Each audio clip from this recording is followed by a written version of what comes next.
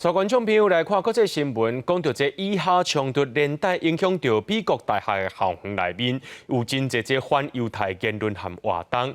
即摆呢，这哈佛也个这宾州大学也个麻省理学学院，针对着反犹太行为较无伫咧处理，着众议员要求讲到爱甲校长换掉，甚至有一位宾州大学捐款人讲要甲美金1亿的捐款摕倒转来，校长也因为压力已经是头路路。外界也咧烦恼讲，这大学的自主性已经受到侵犯。以哈还未停战，美国哈佛大学、宾州大学和麻省理工学院学校内面反犹太人的情绪是抢甲真悬，其中包括抬死犹太人，也是发动巴勒斯坦反以大起义者的激进的言论，引发学校内面犹太族的安全的疑虑。三间大学的校长进前参加众议院的听证会，对学校阻挡反犹行动的效果，众议员是轮流骂。Does calling for the genocide of Jews violate Penn's code of conduct when it comes to bullying and harassment? Yes or no? If the speech turns into conduct, it can be harassment. It can be, depending on the context.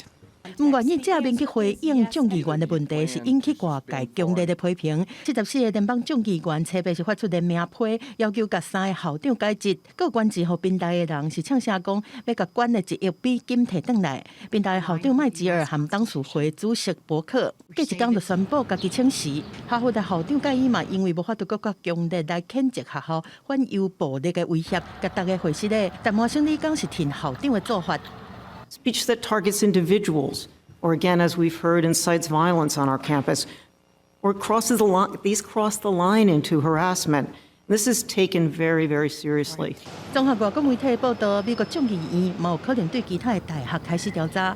有个团体认为讲，这真优秀的大学并无拍拼去打击反犹的行为。纽约州阁宣布讲，那因迄州的高等教育机构无好好处理问题，就会甲因的经费断掉。但嘛有其他的意见认为讲，3个校长是在保护言论自由，国会的做法则是侵犯大学的独立自主。公司新闻刘岩编译。